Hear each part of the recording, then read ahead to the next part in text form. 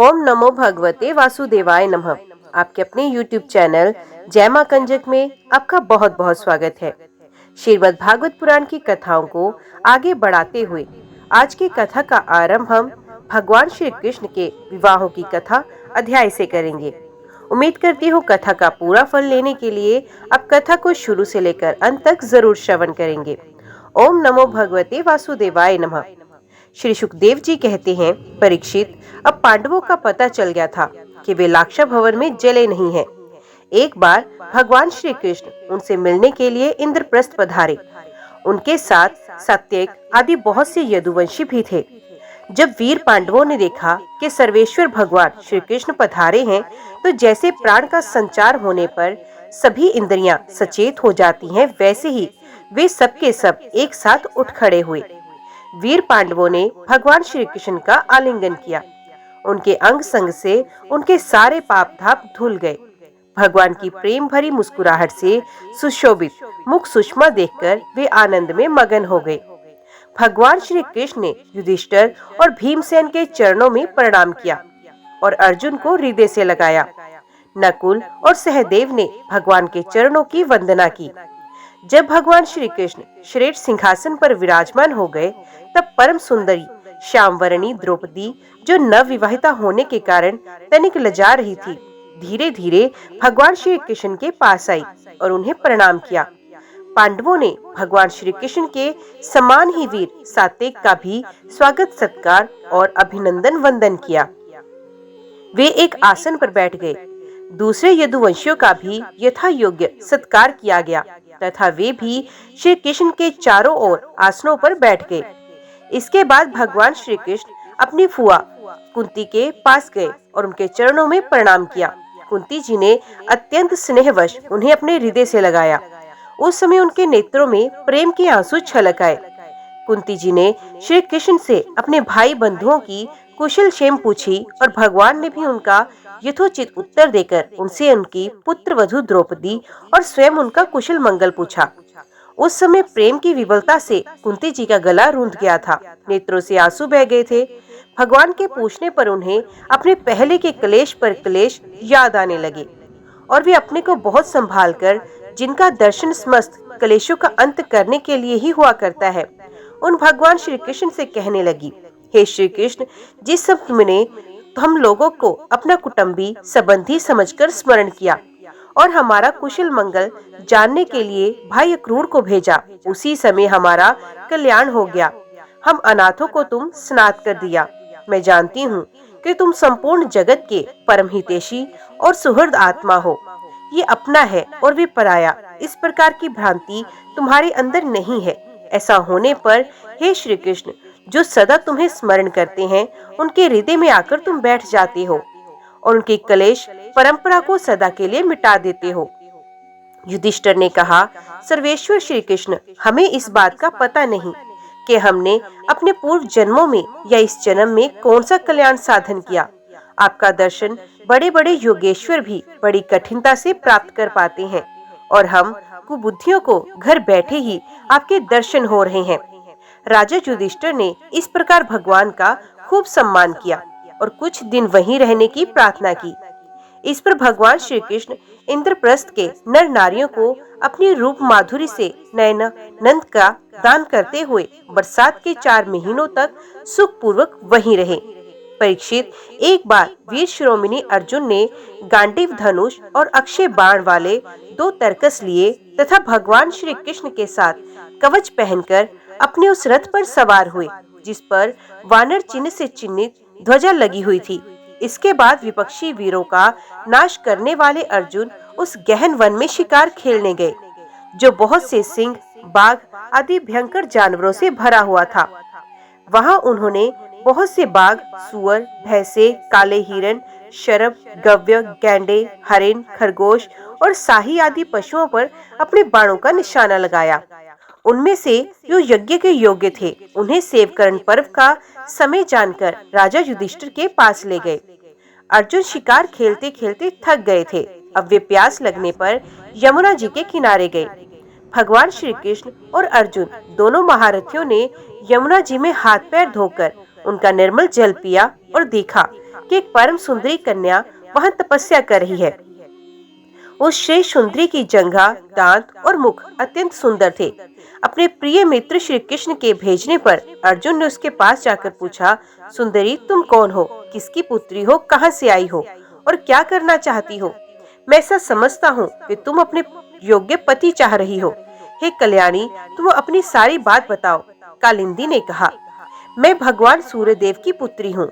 मैं सर्वश्रेष्ठ वरदानी भगवान विष्णु को पति के रूप में प्राप्त करना चाहती हूँ और इसलिए ये कठोर तपस्या कर रही हूँ। वीर अर्जुन, मैं लक्ष्मी के परम आश्रय भगवान को छोड़कर और किसी को अपना पति नहीं बना सकती। अनाथों के एकमात्र सहारे प्रेम वितरण करने वाले भगवान श्री कृष्ण मुझ पर प्रसन्न हो। मेरा नाम कालिंदी है। यमुना जल में मेरे पिता सूर्य ने मेरे लिए एक भवन भी बनवा दिया। उसी में मैं रहती हूँ। जब तक भगवान का दर्शन नहीं होगा मैं यहीं रहूंगी। अर्जुन ने जाकर भगवान श्री कृष्ण से सारी बातें कही। वे तो पहले से ही सब कुछ जानते थे। अब उन्होंने कालिंदी को अपने रथ पर बिठाया और धर्मराज युधिष्ठिर के पास ले आए। इसके बाद पांडवों की प्रार्थना से भगवान श्री कृष्ण ने पांडवों के रहने के लिए एक अत्यंत अद्भुत और विचित्र नगर विश्वकर्मा के द्वारा बनवा दिया। भगवान इस बार पांडवों को आनंद देने और उनका हित करने के लिए वहाँ बहुत दिनों तक रहे। इसी बीच अग्निदेव को खांडवन दिलाने के लिए वे अर्जुन के सारथी भी बने। खांडव वन का भोजन मिल जाने से अग्निदेव बहुत प्रसन्न हुए। उन्होंने अर्जुन को गांडीव धनुष, 4 श्वेत घोड़े, एक रथ, 2 अटूट बाणों वाले तरकस और एक ऐसा कवच दिया जिसे कोई अस्त्र शस्त्रधारी भेद न सके।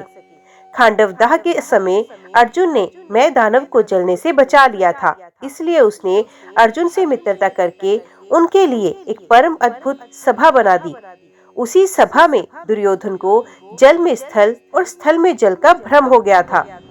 कुछ दिनों के बाद भगवान श्री कृष्ण अर्जुन की अनुमति एवं अन्य संबंधियों का अनुमोदन प्राप्त करके सात्विक आदि के साथ द्वारका लौट आए। वहां आकर उन्होंने विवाह के योग्य ऋतु और ज्योतिष शास्त्र के अनुसार प्रशंसित पवित्र लगन में कालिंदी जी का पानी ग्रहण किया। इससे उनके स्वजन संबंधियों का परम मंगल और परमानंद की प्राप्ति हुई। अवंती देश के राजा थे विंद और अनुविंद। वे दुर्योधन के वशव्रती तथा अनुयायी थे। उनकी बहन मित्रविंदा ने स्वयंवर में भगवान श्री कृष्ण को ही अपना पति बनाना चाहा, परंतु विंद और अनुविंद ने अपनी बहन को रोक दिया। परीक्षित मित्रविंदा श्री कृष्ण की फुआ राजति देवी की कन्या थी। भगवान श्री कृष्ण राजाओं की भरी सभा में उसे बलपूर्वक हर ले गए। सब लोग अपना सा मुंह लिए देखते रह गए। कौशल देश के राजा थे नगनजीत। वे अत्यंत धार्मिक थे। उनकी परम सुंदरी कन्या का नाम था सत्या। नगनजीत की पुत्री होने से वे नागनजीती भी कहलाती थी। परीक्षित राजा की प्रतिज्ञा के अनुसार 7 दुर्दांत बैलों पर विजय प्राप्त न कर सकने के कारण कोई भी राजा उस कन्या से विवाह न कर सका, क्योंकि उनके सींग बड़े तीखे थे और वे बैल किसी वीर पुरुष की गंध से भी नहीं सह सकते थे। जब यदुवंश शिरोमणि भगवान श्री कृष्ण ने ये सुना कि जो पुरुष उन बैलों को जीत लेगा उसे ही सत्या प्राप्त होगी, तब वे बहुत बड़ी सेना लेकर कौशलपुरी पहुँचे। कौशल नरेश महाराज नगनजीत ने बड़ी प्रसन्नता से उनकी अगवानी की और आसन आदि देकर बहुत बड़ी पूजा सामग्री से उनका सत्कार किया। भगवान श्री कृष्ण ने भी उनका बहुत बहुत अभिनंदन किया। राजा नगनजीत की कन्या सत्या ने देखा कि मेरे चिराभिलाषित रमा रमण भगवान श्री कृष्ण यहाँ पधारे हैं। तब उसने मन ही मन ये अभिलाषा की कि यदि मैंने व्रत नियम आदि का पालन करके इन्हीं का चिंतन किया है तो यही मेरे पति हों और मेरे विशुद्ध लालसा का पूर्ण करे। नागनजीती सत्या मन ही मन सोचने लगी, भगवती लक्ष्मी, ब्रह्मा, शंकर और बड़े बड़े लोकपाल जिनके पद पंकज का पराग अपने सर पर धारण करते हैं और जिन प्रभु ने अपनी बनाई हुई मर्यादा का पालन करने के लिए समय समय पर अनेकों लीला अवतार ग्रहण किए हैं, वे प्रभु मेरे किस धर्म, व्रत अथवा नियम से प्रसन्न होंगे? वे तो केवल अपनी कृपा से ही प्रसन्न हो सकते हैं।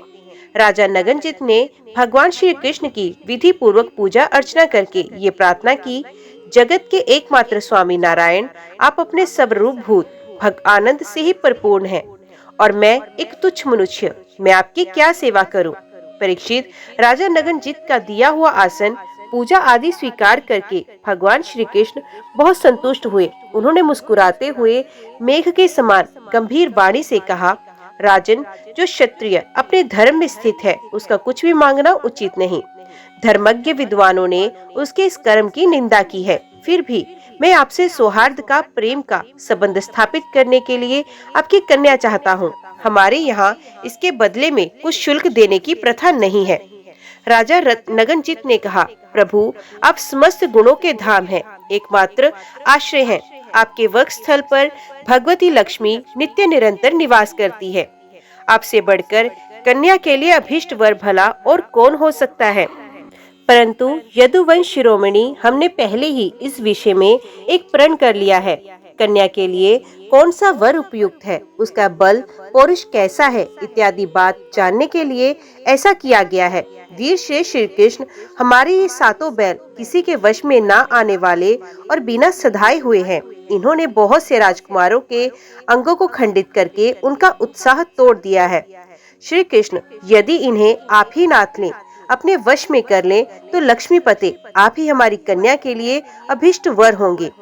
भगवान श्री कृष्ण ने राजा नगनजित का ऐसा प्रण सुनकर कमर में फेंट कस ली और अपने 7 रूप बनाकर खेल खेल में ही उन बैलों को नाथ लिया। इससे बैलों का घमंड चूर हो गया और उनका बल पौरुष भी जाता रहा। जब भगवान श्री कृष्ण उन्हें रस्सी से बांधकर इस प्रकार खींचने लगे जैसे खेलते समय नन्हा सा बालक काट के बैलों को घसीटता है, राजा नगनजित को बड़ा विस्मय हुआ। उन्होंने प्रसन्न होकर भगवान श्री कृष्ण को अपनी कन्या का दान कर दिया और सर्वशक्तिमान भगवान श्री कृष्ण ने भी अपने अनुरूप पत्नी सत्या का विधि पूर्वक पाणी ग्रहण किया। रानियों ने देखा कि हमारी कन्या को उसके अत्यंत प्यारे भगवान श्री कृष्ण ही पति के रूप में प्राप्त हो गए हैं। उन्हें बड़ा आनंद हुआ और चारों ओर बड़ा भारी उत्सव मनाया जाने लगा। शंख ढोल नगारे बजने लगे, सब और गाना बजाना होने लगा। ब्राह्मण आशीर्वाद देने लगे। सुंदर वस्त्र, पुष्पों के हार और गहनों से सज धज कर नगर के नर नारी आनंद मनाने लगे। राजा नगनजित ने 10,000 गोए और 3,000 ऐसी नव युवतियां, दासियां जो सुंदर वस्त्र तथा गले में स्वर्ण हार पहने थी, दहेज में दी। इसके साथ ही 9,000 हाथी, 9 लाख रथ, 9 करोड़ घोड़े और 9 अरब सेवक भी दहेज में दिए। कौशल नरेश राजा नगनजित ने कन्या और दामाद को रथ पर चढ़ाकर एक बड़ी सेना के साथ विदा किया। उस समय उनका हृदय वात्सल्य स्नेह के उद्वेग से द्रवित हो रहा था। परीक्षित, यदुवंशियों ने राजा नगनजित ने बैलों ने पहले से बहुत से राजाओं का बल पौरुष धूल में मिला दिया था। जब उन राजाओं ने ये समाचार सुना तब उनसे भगवान श्री कृष्ण की ये विजय सहन ना हुई। उन लोगों ने नागनजीती सत्या को लेकर जाते समय मार्ग में भगवान श्री कृष्ण को घेर लिया और वे बड़े वेग से उन पर बाणों की वर्षा करने लगे। उस समय पांडव वीर अर्जुन ने अपने मित्र भगवान श्री कृष्ण का प्रिय करने के लिए गांडीव धनुष धारण करके जैसे सिंह छोटे मोटे पशुओं को खदेड़ दे, वैसे ही उन नरपतियों को मार पीट कर भगा दिया। तदंतर यदुवंश शिरोमणि देवकी नंदन भगवान श्री कृष्ण उस दहेज और सत्या के साथ द्वारका में आए और वहां रहकर गृहसोचित विहार करने लगे। भगवान श्री कृष्ण की फुआ श्रुति कीर्ति कैकेयी देश में ब्याही गई थी। उनकी कन्या का नाम था भद्रा। उसके भाई संतर्दन आदि ने उससे स्वयं ही भगवान श्री कृष्ण को दे दिया और उन्होंने उसका पाणी ग्रहण किया। मध्य प्रदेश के राजा की एक कन्या थी लक्ष्मणा। वे अत्यंत सुलक्षणा थी। जैसे गरुड़ ने स्वर्ग से अमृत का हरण किया था, वैसे ही भगवान श्री कृष्ण ने स्वयंवर में अकेले ही उसे हर लिया था। परीक्षित, इस प्रकार भगवान श्री कृष्ण की और भी सहस्रों स्त्रियां थीं। उन परम सुंदरियों की वह भौमासुर को मारकर उसके बंदी गृह से छुड़ा लाए थे। राजा परीक्षित ने पूछा, भगवान श्री कृष्ण ने भौमासुर को, जिसने उन स्त्रियों को बंदी गृह में डाल रखा था, क्यों और कैसे मारा? आप कृपा करके सारंग धनुषधारी भगवान श्री कृष्ण का ये विचित्र चरित्र सुनाइए। श्री सुखदेव जी कहते हैं, परीक्षित, भौमासुर ने वरुण का छत्र, माता अदिति के कुंडल और मेरु पर्वत पर स्थित देवताओं का मणि पर्वत नामक स्थान छीन लिया था। इस पर सबके राजा इंद्र द्वारका में आए और उसकी एक एक करतूत उन्होंने भगवान श्री कृष्ण को सुनाई। अब भगवान श्री कृष्ण अपनी प्रिय पत्नी सत्यभामा के साथ गरुड़ पर सवार हुए और भौमसूर की राजधानी प्राग्ञ ज्योतिषपुर में गए। प्राग ज्योतिषपुर में प्रवेश करना बहुत कठिन था। पहले तो उसके चारों ओर पहाड़ों की किलेबंदी थी, उसके बाद शस्त्रों का घेरा लगाया हुआ था, फिर जल से भरी खाई थी, उसके बाद आग या बिजली की चार दीवारी थी और उसके भीतर वायु बंद करके रखा गया था। इससे भी भीतर मूर दैत्य ने नगरों के चारों ओर अपने 10,000 घोर एवं सुदृढ़ फंदे बिछा रखे थे। भगवान श्री कृष्ण ने अपनी गदा की चोट से पहाड़ों को तोड़ फोड़ डाला और शस्त्रों की मोर्चे बंदी को बाणों से छिन्न भिन्न कर दिया।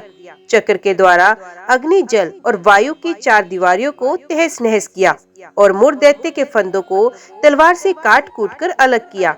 जो बड़े बड़े यंत्र मशीनें वहां लगी हुई थी, उसको तथा वीर पुरुषों के हृदय को शंखनाद से विदीर्ण कर दिया और नगर के परकोटे को गदाधर भगवान ने अपनी भारी गदा से ध्वंस कर डाला। भगवान की पांचजन्य शंख की ध्वनि प्रलयकालीन बिजली की कड़क के समान महाभयंकर थी। उसे सुनकर मूर दैत्य की नींद टूटी और वे बाहर निकल आया। उसके 5 सर थे और अब तक वे जल के भीतर सो रहा था। वे दैत्य प्रलयकालीन सूर्य और अग्नि के समान प्रचंड तेजस्वी था। वे इतना भयंकर था कि उसकी ओर आंख उठाकर देखना भी आसान काम नहीं था। उसने त्रिशूल उठाया और इस प्रकार भगवान की ओर दौड़ा जैसे सांप गरुड़ जी पर टूट पड़े। उस समय ऐसा मालूम होता था मानो वे अपने 5 मुखों से त्रिलोकी को निगल जाएगा। उसने अपने त्रिशूल को बड़े वेग से घुमाकर गरुड़ जी पर चलाया और फिर अपने 5 मुखों से घोर सिंहनाद करने लगा। उसके सिंहनाद का महान शब्द पृथ्वी, आकाश, पाताल और 10 दिशाओं में फैलकर सारे ब्रह्मांड में भर गया। भगवान श्री कृष्ण ने देखा कि मूर दैत्य का त्रिशूल गरुड़ की ओर बड़े वेग से आ रहा है। तब अपना हस्त कौशल दिखाकर फुर्ती से उन्होंने 2 बाण मारे, जिनसे वे त्रिशूल कटकर 3 टुक हो गया। इसके साथ ही मूर दैत्य के मुखों में भी भगवान ने बहुत से बाण मारे। इससे वे दैत्य अत्यंत क्रुद्ध हो उठा और उसने भगवान पर अपनी गदा चलाई, परंतु भगवान श्री कृष्ण ने अपनी गदा के प्रहार से मूर दैत्य की गदा को अपने पास पहुंचने के पहले ही चूर चूर कर दिया।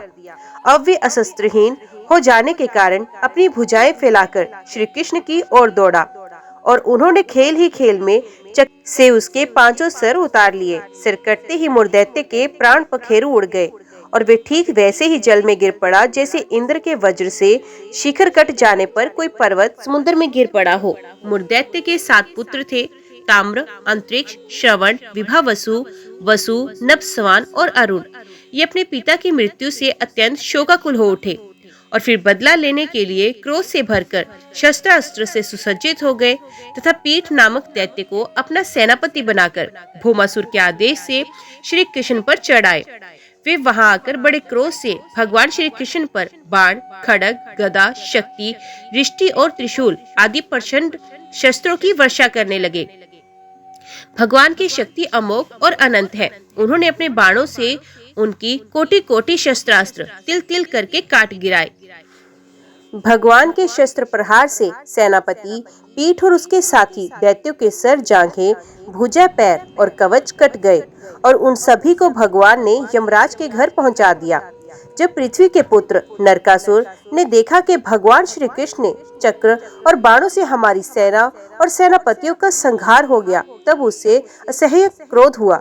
वे समुद्र तट पर पैदा हुए बहुत से मदवाले हाथियों की सेना लेकर नगर से बाहर निकला।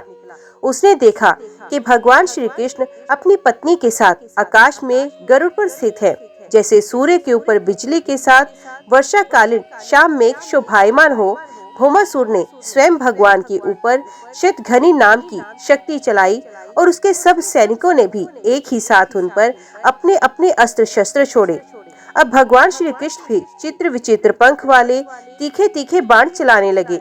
इससे उसी समय भौमासुर के सैनिकों की भुजाएं, जांघें, गर्दन और धड़ कट कट कर गिरने लगे। हाथी और घोड़े भी मरने लगे।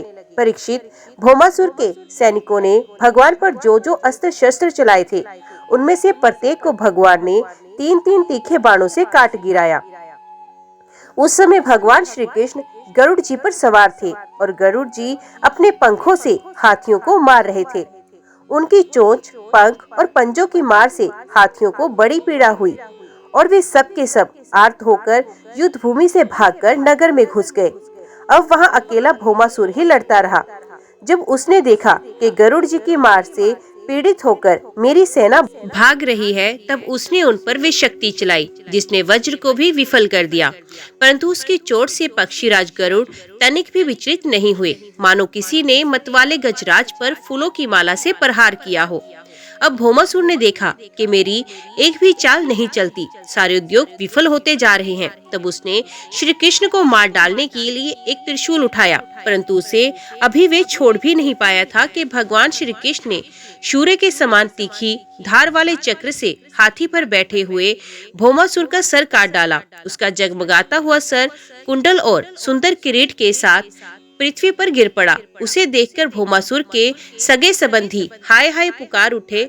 ऋषि लोग साधु साधु कहने लगे और देवता लोग भगवान पर पुष्पों की वर्षा करते हुए स्तुति करने लगे। अब पृथ्वी भगवान के पास आई। उसने भगवान श्री कृष्ण के गले में वैजयंती के साथ वनमाला पहना दी और अदिति माता के जगमगाते हुए कुंडल, जो तपाए हुए सोने के एवं रत्न जटित थे, भगवान के दिए हुए तथा वरुण को छत्र और साथ ही एक महामणि भी उनको दी। राजन, इसके बाद पृथ्वी देवी बड़े बड़े देवताओं के द्वारा पूजित विश्वेश्वर भगवान श्री कृष्ण को प्रणाम करके हाथ जोड़कर भक्ति भाव भरे हृदय से उनकी स्तुति करने लगी। पृथ्वी देवी ने कहा, शंख चक्र गदाधारी देव देवेश्वर, मैं आपको नमस्कार करती हूँ। परमात्मन, आप अपने भक्तों की इच्छा पूर्ण करने के लिए उसी के अनुसार रूप प्रकट किया करते हैं। आपको नमस्कार करती हूँ। प्रभु, आपकी नाभि से कमल प्रकट हुआ। आप कमल की माला पहनते हैं। आपके नेत्र कमल से खिले हुए और शांतिदायक हैं। आपके चरण कमल के समान सुकुमार और भक्तों के हृदय को शीतल करने वाले हैं। आपको मैं बार बार नमस्कार करती हूँ। आप समग्र ऐश्वर्य, धर्म, यश, संपत्ति, ज्ञान और वैराग्य के आश्रय हैं। आप सर्वव्यापक होने पर भी स्वयं वसुदेव नंदन के रूप में प्रकट हैं। मैं नमस्कार करती हूँ। आप ही पुरुष हैं और समस्त कारणों के भी परम कारण हैं। आप स्वयं पूर्ण ज्ञान स्वरूप हैं। मैं आपको नमस्कार करती हूँ। आप स्वयं तो हैं जन्म रहित, परंतु इस जगत के जन्मदाता आप ही हैं। आप ही अनंत शक्तियों के आश्रय ब्रह्मा है। जगत का जो कुछ भी कार्य कारणमय रूप है, जितने भी प्राणी या अप्राणी है, सब आपके ही स्वरूप हैं। परमात्मन, आपके चरणों में मैं बार बार नमस्कार करती हूँ। प्रभु, जब आप जगत की रचना करना चाहते हैं तब उत्कट रजोगुण को, और जब इसका परलय करना चाहते हैं तब तमोगुण को, तथा इसका पालन करना चाहते हैं तब सत्व गुण को स्वीकार करते हैं। परंतु ये सब करने पर भी आप इन गुणों से ढकते नहीं, लिप्त नहीं होते। जगतपति, आप स्वयं ही प्रकृति, पुरुष और दोनों के संयोग वियोग के हेतु काल हैं तथा उन तीनों से परे भी हैं। भगवान, मैं पृथ्वी, जल, अग्नि, वायु, आकाश, पंच तन्मात्राएं, इन मन, इंद्रिय और इनके अधिष्ठात्र देवता, अहंकार और महतत्व कहाँ तक कहूँ, ये संपूर्ण चराचर जगत आपके अद्वितीय स्वरूप में भ्रम के कारण ही पृथक प्रतीत हो रहा है। शरणागत भय भंजन प्रभु, मेरे पुत्र भौमासुर का ये पुत्र भगदत्त अत्यंत भयभीत हो रहा है। मैं इसे आपके चरण कमलों की शरण में ले आई हूँ। प्रभु, आप इसकी रक्षा कीजिए और इसके सर पर अपना वे कर कमल रखिए जो सारे जगत के समस्त पाप तापों को नष्ट करने वाला है। परीक्षित, जब पृथ्वी ने भक्ति भाव से विनम्र होकर इस प्रकार भगवान श्री कृष्ण की स्तुति प्रार्थना की, तब उन्होंने भगदत्त को अभयदान दिया और भौमासुर की समस्त संपत्तियों से संपन्न महल में प्रवेश किया। वहां जाकर भगवान ने देखा कि भौमासुर ने बलपूर्वक राजाओं से 16,000 राजकुमारियां छीनकर अपने यहाँ रख छोड़ी थी। जब उन राजकुमारियों ने अंतपुर में पधारे हुए नरश्रेष्ठ भगवान श्री कृष्ण को देखा, तब वे मोहित हो गई और उन्होंने उनकी अहेतु की कृपा तथा अपना सौभाग्य समझकर मन ही मन भगवान को अपने परम प्रियतम पति के रूप में वर्ण कर लिया। उन राजकुमारियों में से प्रत्येक ने अलग अलग अपने मन में यही निश्चय किया कि ये कृष्ण ही मेरे पति हों और विधाता मेरी इस अभिलाषा को पूर्ण करें। इस प्रकार उन्होंने प्रेम भाव से अपना हृदय भगवान के प्रति निछावर किया। तब भगवान श्री कृष्ण ने उन राजकुमारियों को सुंदर सुंदर निर्मल वस्त्राभूषण पहनाकर पालकियों से द्वारका भेज दिया और उनके साथ ही बहुत से खजाने, रथ, घोड़े तथा अतुल संपत्ति भी भेजी। एरावत के वंश में उत्पन्न हुए अत्यंत वेगवान 4-4 दांतों वाले सफेद रंग के 64 हाथी भी भगवान ने वहां से द्वारका भेजे। इसके बाद भगवान श्री कृष्ण अमरावती में स्थित देवराज इंद्र के महल में गए। वहां देवराज इंद्र ने अपनी पत्नी इंद्राणी के साथ सत्यभामा जी और भगवान श्री कृष्ण की पूजा की। तब भगवान ने अदिति के कुंडल उन्हें दिए। वहां से लौटते समय सत्यभामा जी की प्रेरणा से भगवान श्री कृष्ण ने कल्प वृक्ष उखाड़कर गरुड़ पर रख दिया और देवराज इंद्र तथा समस्त देवताओं को जीतकर उसे द्वारका ले आए। भगवान ने उसे सत्यभामा के महल के बगीचे में लगा दिया। इससे उस बगीचे की शोभा अत्यंत बढ़ गई। कल्प वृक्ष के साथ उसके गंध और मकरंद के लोभी भोरे स्वर्ग से द्वारका में चले आए थे। परीक्षित, देखो तो सही, जब इंद्र को अपना काम बनाना था तब तो उन्होंने अपना सर झुकाकर मुकुट की नोक से भगवान श्री कृष्ण के चरणों का स्पर्श करके उनसे सहायता की भिक्षा मांगी थी। परंतु जब काम बन गया तब उन्होंने उन्हीं भगवान श्री कृष्ण से लड़ाई ठान ली। सचमुच ये देवता भी बड़े तमोगुणी हैं और सबसे बड़ा दोष तो उनमें धन्यांता है। धिक्कार है ऐसी धनाढ्यता को। तदंतर भगवान श्री कृष्ण ने एक ही मुहूर्त में अलग अलग भवनों में अलग अलग रूप धारण करके एक ही साथ सब राजकुमारियों को शास्त्रोक्त विधि से पाणी ग्रहण किया। सर्वशक्तिमान अविनाशी भगवान के लिए इसमें आश्चर्य की कौन सी बात है। परीक्षित, भगवान की पत्नियों के अलग अलग महलों में ऐसी दिव्य सामग्रियां भरी हुई थी जिनके बराबर जगत में कहीं भी और कोई भी सामग्री नहीं है। फिर अधिक की तो बात ही क्या, उन महलों में रहकर मति गति के परे की लीला करने वाले अविनाशी भगवान श्री कृष्ण अपने आत्मानंद में मगन रहते हुए लक्ष्मी जी की अंश स्वरूपा उन पत्नियों के साथ ठीक वैसे ही विहार करते थे जैसे कोई साधारण मनुष्य घर गृहस्थी में रहकर गृहस्थ धर्म के अनुसार आचरण करता हो। परीक्षित, ब्रह्मा आदि बड़े बड़े देवता भी भगवान के वास्तविक स्वरूप को और उनकी प्राप्ति के मार्ग को नहीं जानते। उन्हीं रमारमण भगवान श्री कृष्ण को उन स्त्रियों ने पति के रूप में प्राप्त किया था। अब नित्य निरंतर उनके प्रेम और आनंद की अभिवृद्धि होती रहती थी और वे प्रेम भरी मुस्कुराहट, मधुर चितवन, नव समागम, प्रेमालाप तथा भाव बढ़ाने वाली लज्जा से युक्त होकर सब प्रकार से भगवान की सेवा करती थी। उनमें से सभी पत्नियों के साथ सेवा करने के लिए सैकड़ों दासियां रहती। फिर भी जब उनके महल में भगवान पधारते तब वे स्वयं आगे जाकर आदर पूर्वक उन्हें लिवा लगती, श्रेष्ठ आसन पर बिठाती, उत्तम सामग्रियों से पूजा करती, चरण कमल पखारती, पान लगाकर खिलाती, पाँव दबाकर थकावट दूर करती, पंखा झलती, इत्र, फुलेल, चंदन आदि लगाती, फूलों के हार पहनाती, केस संवारती, सुलाती, स्नान कराती और अनेक प्रकार के भोजन कराकर अपने ही हाथों भगवान की सेवा करती। ओम नमो भगवते वासुदेवाय नमः। आज की वीडियो में इतना ही। उम्मीद करती हूँ वीडियो आपको पसंद आई होगी। वीडियो पसंद आई हो तो वीडियो को लाइक और चैनल को सब्सक्राइब जरूर कीजिएगा। जय श्री हरि लिखकर कमेंट बॉक्स में अपनी हाजिरी और अपने सुझाव देना ना भूलेगा। तो मिलते हैं अगले कथा अगले अध्याय के साथ। तब तक के लिए देखते व सुनते रहिए। जय मां कंजक, जय माता दी।